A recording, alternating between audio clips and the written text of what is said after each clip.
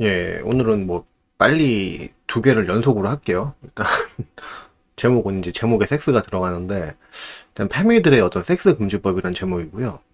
그냥 한마디로 이제 이거죠. 그러니까 피해자의 목소리가 증거라는 그런 얘기를 하는데 이게 사실상 법치 파괴죠. 법치 파괴 행위고 원래 법이라는 게 그런 식으로 집행이 돼서는 절대로 안 되는 거예요. 그러니까 페미들이 말하는 지금 페미들이 말하는 어떤 그 피해자의 목소리가 증거라는 거 성폭력 범죄의 그 범죄 여부를 판별하는 그 처벌 기준이 실질적으로는 그냥 섹스 금지법이에요. 그러니까 아주 이거에 대해서 아주 최소한의 자유주의 법치적 개념, 기본 개념과 논리력만 있으면은 사실 이 페미 친화적인 법 집행이 얼마나 말이 안 되는 건지를 바로 알 수가 있죠.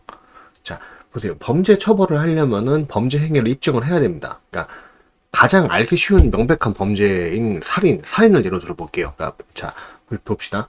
그러니까 A라는 사람이 죽었어요. 죽었는데 B라는 사람이 A를 죽였다는 게 입증이 됐습니다. 자, 그러면은 B는 당연히 살인죄로 처벌을 받죠. 이건 당연한 거죠. 이거는 당연하고 아주 합당한 법적 절차예요. 합당한 거죠. 자, 왜냐? 이거는 살인이란 행위 자체가 그 자체로 명백한 가해 행위죠. 그러니까 뭐 결투로 죽였다는 등, 뭐 죽여 달려서 죽였다는 등 이런 건 씨알도 안 먹힙니다. 그냥 이거 자체가 범죄예요. 그러니까 살인이라는 건 그 행위 자체로 범죄이기 때문에 살인이라는 행위 자체만 입증을 하면은 범죄대로 처벌을 받는 게 그게 마땅한 겁니다. 자, 그러면은 제가 무슨 말을 하려고 하는지 사람 수준의 지능을 가진 사람이라면 이미 본문 유지 파악을 했겠죠. 그러니까 살인과 강간이라는 거는요. 동일한 방식의 수사 방식을 갖다가 적용을 할 수가 없어요. 그러니까 강간이 뭐 살인보다 나쁘지 않다 뭐 이런 얘기가 아닙니다. 지금 같은 방식으로 수사를 할 수가 없다는 거예요. 살인과 강간이라는 걸. 왜냐하면은 섹스라는 행위 자체는 지금 범죄가 아니기 때문에 그래요. 자, 봅시다. 그럼 A라는 여자가 남자와 섹스를 했다. 자, 근데 A와 섹스를 한 남자는 B다. 그러므로 B는 강간범이다. 이런 식의 살인과 동일한 방식의 범죄 여부 판단 자체가 적용이 될 수가 없다는 거예요. 그러니까 섹스가 범죄가 되려면은 원하지 않은 관계를 억지로 했다는 그 강제성 여부를 판단할 수 있어야 되는데, 근데 지금 페미들이 주장하는 피해자 위주의 범죄 입증 방식이라는 거는 강제 여부가 아니라 성관계 여부를 판단을 하고 있잖아요, 지금. 그러니까 강제인지 아니지 그 강제 여부를 판단을 해야 되는데 성관계 여부를 지금 판단을 하고 있다는 겁니다. 그거에 더 그 중점적으로 하고 있다는 거죠. 그거를 여기서 내릴 수 있는 논리적인 결론이 뭡니까? 지금 페미들은 섹스라는 행위 자체가 범죄라는 그런 이상한 관념을 가지고 있는 거예요. 이게 얘네들이 이념적 바탕에 깔려 있는 거야. 그러니까 페미라는 그런 페미니즘이라는 거는 사회 운동이 아니라 하나의 이념에 가깝죠. 그러니까 하나의 제재 뭔가 종교나 이념에 가까워요. 이 얘네들의 페미니즘 이념에서는 지금 섹스라는 행위 자체가 범죄예요. 그러니까 제가 지금 비아냥거리는 것도 아니고 비유도 아니고 강한 표현도 아닙니다. 그냥 실제로 그런 겁니다. 페미들한테 있어서 섹스는 곧 범죄예요. 자, 그리고 피해자의 과실 부분 말이죠. 이건 되게 조심스럽게 말을 해야 되는 부분인데 피해자의 과실이라는 부분에 대해서 조금이라도 그 성폭력에 대해서 조금이라도 피해자의 과실에 대한 언급을 하면은 이건 아주 근본적으로 개새끼를 만들어버리는 그런 분위기가 지금 형성이 돼 있죠. 그렇기 때문에 이 피해자의 과실 부분에 대해서는 뭐 그 일본 일제시대 우길기를 쓰면은 막 난리가 나듯이 막 그런 식으로 누군가 피해자의 과실에 대해서 언급을 하는 순간 그냥 분노가 폭발하는 거야. 그래서 아예 원천적으로 그냥 논리 자체를 차단을 해버린 거야. 논리 자체를 아예 차단을 해버린 거죠. 그러니까 근데 보세요. 강간이라는 건 살인과 달라서 그 죄질을 판단함에 있어서 어느 정도 피해자의 과실 부분이 가만히 될 수밖에 없어요. 자, 자, 봅시다. 뭐 살인이라는 거는 뭐 그냥 결과적으로 죽였다. 그런데 죽였으면은 그 무조건 가해자가 나쁜 사람인 거죠. 근데 그게 아니라 강간의 경우에 이게 어쨌든 강간인 경우에 이런 경우를 볼 수가 있어요. 가해자의 집에서 당했어요. 가해자의 집에서 그 강간이 가해자의 집에서 이루어졌고 뭐 그리고 관계 후에 숙박까지 하고 나왔습니다. 그리고 반항한 흔적이 하나도 없어요. 그리고 이 남녀가 이전부터 자주 만나면서 뭐 연인처럼 지내던 사이였다. 이런 그 정황이 있으면은 그렇다고 해서 무조건 강간이 그렇다고 해서 무조건 여자가 과실을 했다. 강간이 아니다. 이런 얘기가 지금 아니라 이러한 관계가 유지가 계속 된 상황이었으면은 이거를 판단함에 있어서 어느 정도 분명히 가만히 될 수가 있다는 부분인 거죠. 그러니까 뭐 이렇게 했는데 이게 나중에 후회가 됐다. 그러니까 사실 이것도 뭐 과실이라고 말하면 좀 애매하긴 한데 어쨌든 본인이 정말로 강간이 당한 이 남자하고 성관계를 하기가 싫었으면은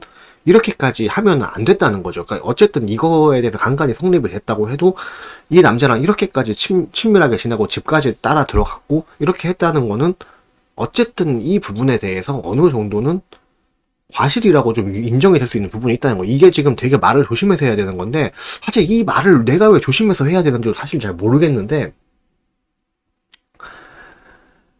하여튼 한국에서 조심해서 해야 돼요. 그러니까 봅시다.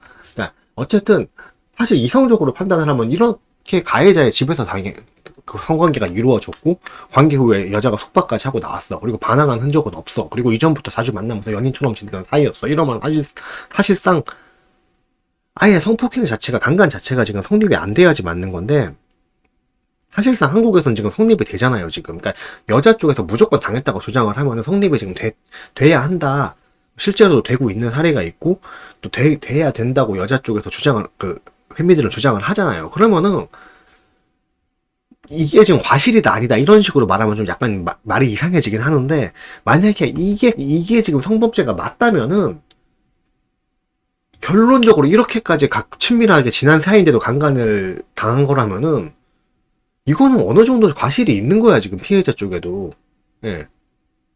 여튼간에 뭐 대신에 이런 거 있죠. 뭐 일부 병신 같은 남자들이 또 얘기하는 식으로 뭐 여자가 야한 옷을 입어서 강간을 당했다 이런 거는 말도 안 되는 개소리고 그런 건 말도 안 되는 소리고 누가 봐도 지하철에서 여자 엉덩이 만지고 이런 식으로 성범죄 지금 현행범인데 이 현행범 새끼한테 여자가 성적 충동을 뭐 이렇게 일어날 만한 옷을 입었다 이런 말도 안 되는 이유를 붙이는 건 이거는 피해자의 과실에 포함되는 게 아니라 해당 남녀 사이의 평소의 관계나 당시 정황 파악을 범죄 여부를 판단함에 있어서 반드시 감안을 해야 되는 거고 거기서 분명히 이게 사실상 누가 봐도 이게 그냥 상호간 합의하에 성관계를 했네 라고 굉장히 오해를 할 만한 소지가 많게끔 그 상황을 만든 거는 이거는 그게 강간이 맞다면 어느 정도 과실이 될 수밖에 없다는 거예요. 그 부분이.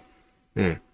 이게 말을 이해를 하시겠죠. 나도 분명히 말씀드리는데 이 무슨 여자가 야한 옷 입고 돌아다니면서 밤에 술 먹고 길에서 자고 있으니까 성폭행을 했다 이런 거는 말도 안 되는 개소리라고 생각을 합니다. 그러니까 제가 전에도 말씀드렸다시피 만약에 여자가 길에서 술 먹고 자고 있거나 또는 나랑 같이 술을 먹다가 정신을 잃었는데 여자가 반항을 안 했기 때문에 강간이 아니다 이렇게 착각을 하는 건 대단한 잘못된 생각이에요. 여자가 반항을 안 했기 때문에 강간이 아닌 게 아니라 여자가 동의를 안 했기 때문에 강간인 거죠. 이걸 반대로 생각하시면 안 돼요. 분명한 거는 여자가 지금 정상적인 인지를 못하는 상태에서 술이라든가 약의 힘을 빌려갖고 성관계를 하는 거는 명백한 강간입니다. 근데 그게 아니라 앞뒤 정황을 다 따져봤는데도 불구하고 이거는 사실 강간을 입증하기가 되게 애매한 상황에서 그걸 강간을 입증을 하려면은 본인이 어느 정도 과실이 있다는 거야. 그거에 대해서도. 그럼 예를 들어서 집에 따라갔는데 그래 집에 따라갔습니다. 집에 따라갔다고 해서 내가 이게 강간을 당했는데 내가 그러면 집에 따라간 게 강간을 당한 이유입니까? 이렇게 말씀하시면요. 당연히 강간을 당할 이유는 아니죠. 이유는 아닌데 중요한 게 이게 사실 나도 되게 답답한 게 이런 말을 하면서 어떻게 말을 해도 이게 말릴 수밖에 없어요. 지금 한국에서는 내가 나쁜 놈이 되는 거야. 중요한 거는 어쨌든 제가 거듭 말씀드리지만은 누가 봐도 이게 연인 사이처럼이나 또는 섹스 파트너 상대처럼 그렇게 보이게 만들게끔 그렇게 상황을 만들어 놓고 뒤늦게 강간입니다 이렇게 말씀을 하시면은 이거는 본인 과실이잖아요. 그거는 그쵸? 그러니까 내 말을 아시겠죠? 여튼간에 이게 되게 답답한 주제인데 일단은 말을 아무리 길게 하고 논리적으로 설명을 해도 어차피 말리게 돼 있으니까 제가 말씀드리고 싶은 건 이겁니다. 그러니까 남녀 둘이 성관계를 했고 여자가 신고를 했다. 이것만으로 남자를 처벌을 하게 된다면은 이거는 성범죄 처벌이 아니라 그냥 섹스 금지법이다. 이 섹스 금지법을 섹스를 금지하는 섹스 금지법은 이거는 잘못된 법이라는 거예요. 이 얘기를 하고 싶었던 겁니다.